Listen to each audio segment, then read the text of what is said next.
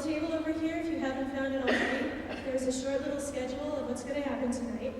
There's also some information from Pfizer, and they will be collecting the information that's there. There are some surveys. They would like you to fill it out, please, at the end, and I'll be picking them up. Okay?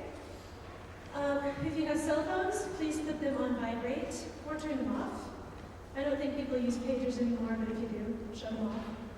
If you have disruptive kids or husbands, please take them outside if they're too noisy. I heard that. There's no food or drink in the auditorium, for those of you who didn't figure that out. They don't like that. So if you haven't finished what you got over at the catering table, please head outside and lunch real fast and come back in. People in my support group know this, but I'll tell this to the rest of you. You have fibromyalgia. If it hurts to sit, get up. If you need to stretch, please do so. If you're more comfortable standing up, please do so. If you need to put your feet up, please do. This is your time. I don't expect you to sit if that's uncomfortable for you, okay? What to tell you?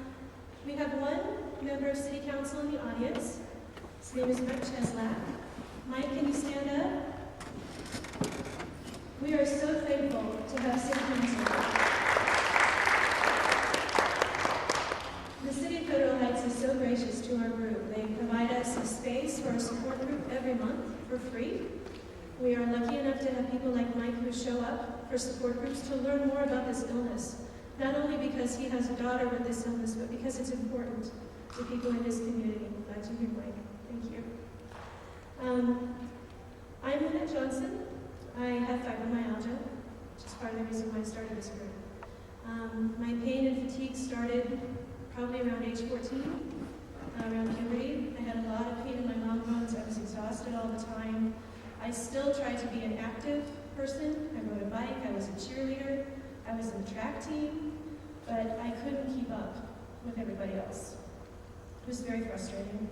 As an adult, I survived multiple trauma, physical and emotional. I survived the Oklahoma City bombing in 1995 while I was pregnant with my son, who's sitting in the front row here. Obviously, we both made it through. But that is what my physician believes was the catalyst to really push the fibromyalgia out into the open.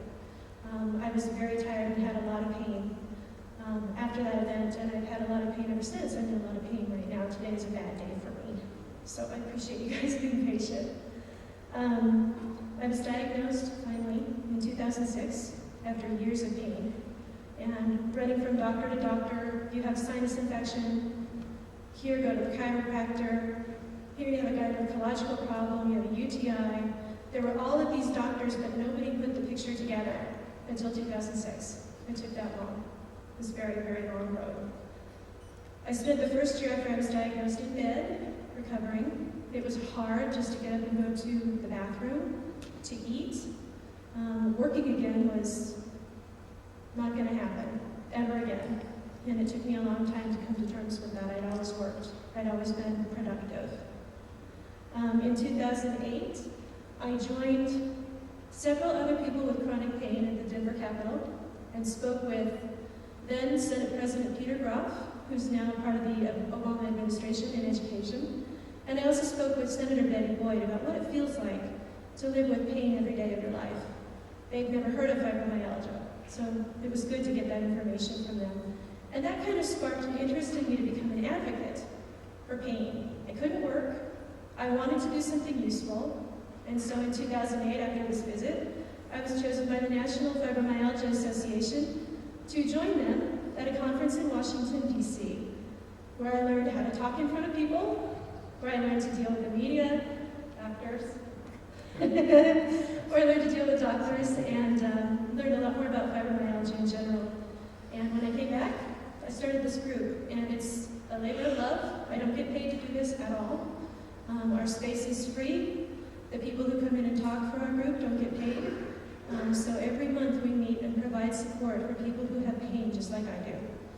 And it's very important work for me.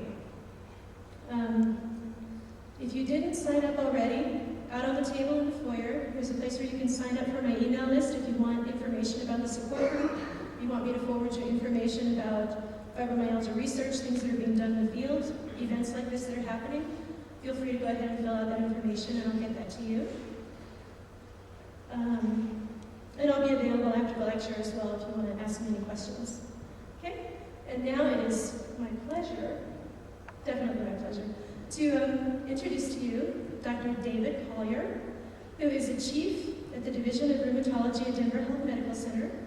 He's a professor of medicine at the University of Colorado at Denver, and he's received numerous awards and accolades, not only from his peers, but from patients and also from the community. He knows a lot about this disease. I've heard him speak about it before. It's a thrill to have him here. Thanks, everybody, for being here.